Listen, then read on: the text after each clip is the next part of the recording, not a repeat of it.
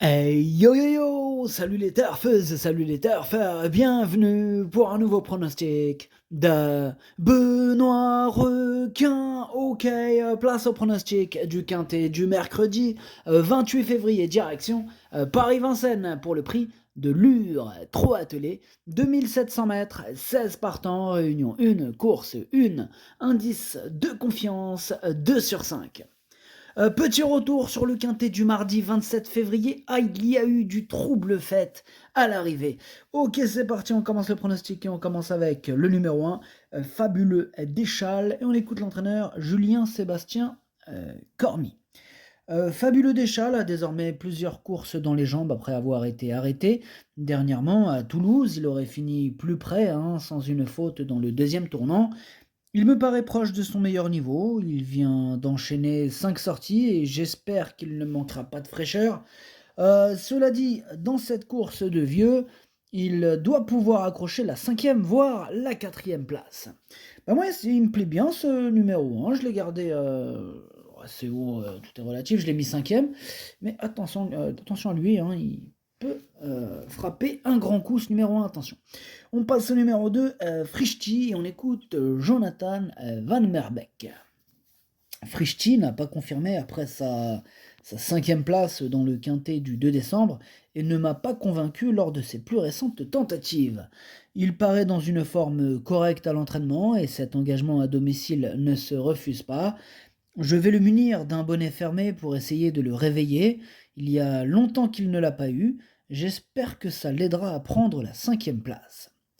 Alors, ce numéro 2, lui aussi, je l'ai retenu en toute fin de combinaison. Et attention, il devrait avoir une cote sympathique, ce numéro 2. Mieux vaut le surveiller, comme le lait sur le feu, celui-là, attention.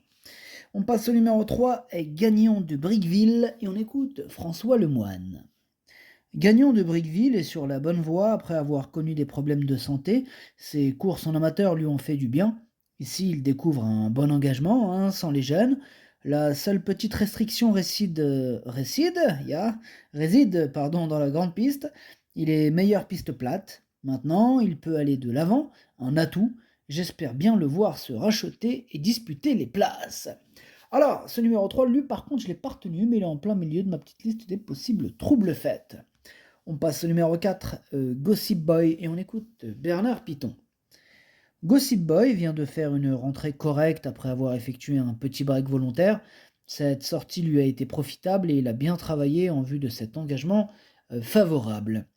En cette fin de meeting, il va se présenter avec de la fraîcheur, contrairement à certains de ses rivaux. Je vais le déférer des 4 pieds pour l'occasion. Il n'est pas hors d'affaire pour une petite place. Je suis d'accord avec Bernard Piton. Ce numéro 4, lui, je l'ai gardé aussi. Je l'ai gardé plutôt en bout de combinaison. Et attention, tout comme le dernier de mon prono, lui aussi devrait avoir une petite cote sympathique. Ce numéro 4 qui me plaît pas mal. Attention à lui. On passe au numéro 5, Gaulle Romaine, et on n'aura pas les commentaires de l'entraîneur. C'est Xavier Guibou qui est parti pêcher avec son pote Guillaume Beaufils. Tous les deux, amusez-vous bien. Alors, ce numéro 5, lui aussi, je l'ai gardé. Je l'ai mis 6e pour être exact. Attention à lui. On passe au numéro 6, Gagneur, et on écoute Fabien Jans. Fabien Jens, comme vous préférez. Gagneur a été malade cet été, d'où ses contre-performances. Il revenait bien depuis quelques semaines. Sa 2e place à Nantes entre les L était très bonne. Je craignais les 2150 mètres à Mokanchi, mais cela s'est couru avec beaucoup de rythme. Pour nous, en quelque sorte. Il est très bien. Il faudra négocier le départ. Ce n'est pas un grand débouleur. Avec la bonne roue, il doit s'illustrer. Il doit s'illustrer, nous dit Fabien Jans. Fabien Jans. À vous de choisir. Bref, ce numéro 6, en tout cas, moi j'ai choisi. Je l'ai gardé très haut, je l'ai mis 3e.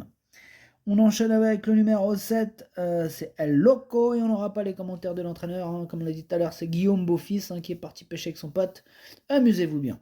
Bon, ce numéro 7, je ne m'attarde pas sur ses chances, je ne l'ai pas retenu.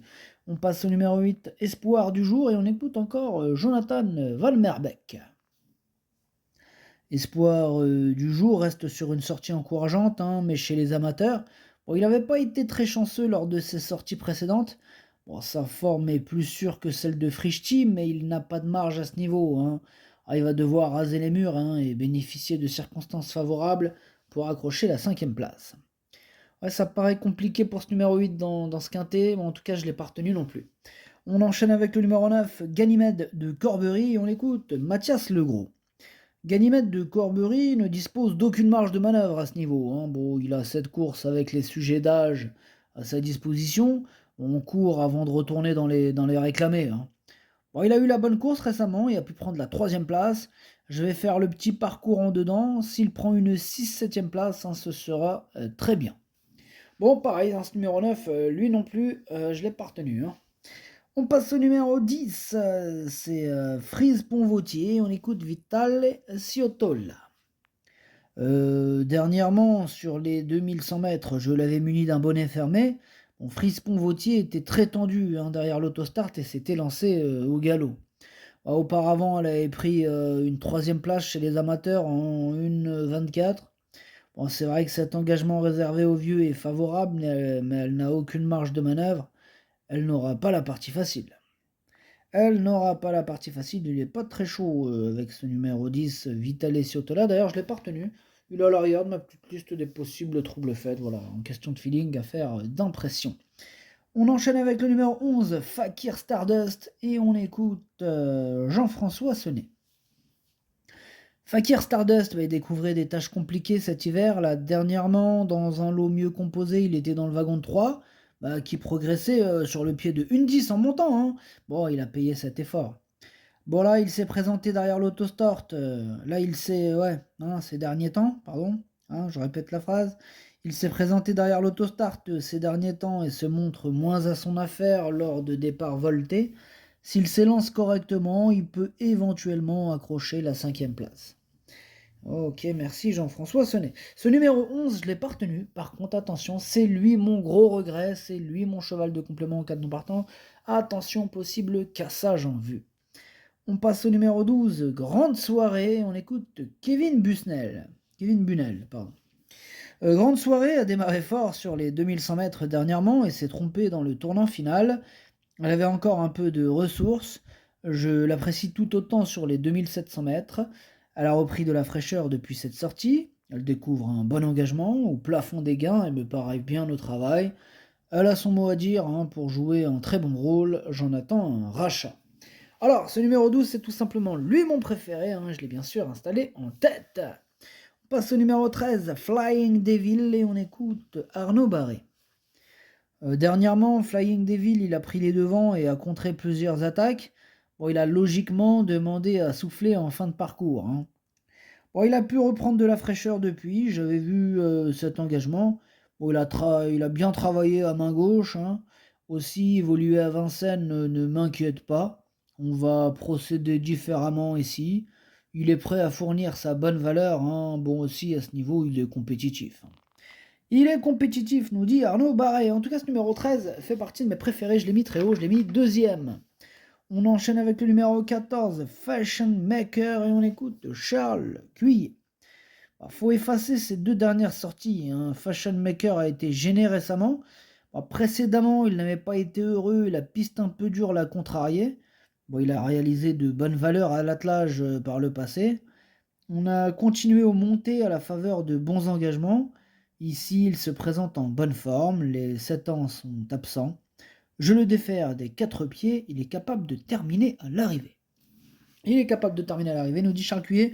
Moi je l'ai pas retenu, c'est un regret, c'est mon deuxième cheval de complément en cas de non partant, attention. On passe au numéro 15, fan de Fitz, et on écoute Mathieu Lebrec. Pour son retour aux montées, fan de Fitz, il a pris une assez bonne 6ème place, hein. Plus heureux dans la montée, il aurait terminé plus près, hein. La course, elle s'est jouée au sprint. Ah ouais, c'est ça le problème. Pour son retour à l'attelage, l'engagement est parfait au plafond des gains, hein, sans les jeunes. Maintenant, je l'aime tout autant sur les 2100 mètres. Il va s'adapter. On ne détient pas de marge, hein, il va viser une petite place. Il va viser une petite place, nous dit Mathieu. Ce numéro 15, moi je ne l'ai pas retenu non plus. Par contre, c'est lui le chef et le capitaine, hein, de ma petite liste des possibles casseurs de tickets repérés. Attention, hein, comme je vous le dis, c'est lui le capitaine. Le capitaine la veille, en plus, c'était... Ah ouais, c'était lui. C'était lui le capitaine. Bref, on passe au numéro 16, Feeling Paco, et on écoute Christian Liberge. Feeling Paco a été longtemps arrêté à la suite de problèmes de jambes. Bon, de ce côté-là, tout va bien. Il a 2 courses dans les jambes avec ses fers. Bon, il sera nettement mieux déféré. Je profite de ce bel engagement dans la capitale hein, pour le courir pieds nus et lui associer un pilote. Il risque encore de manquer de rythme pour cette course. Cette sortie va m'en apprendre davantage sur sa forme du moment. Bon, tant mieux. En tout cas, moi, ce numéro 16 me plaît beaucoup. J'y crois. Hein. Il peut en faire souffrir plus d'un sur sa route. Je l'ai mis quatrième. Le pronostic, ça donne 12, 13, 6, 16, As, 5, 4, 2. Merci d'avoir suivi cette vidéo. N'hésitez pas à mettre un pouce bleu si la vidéo vous a plu.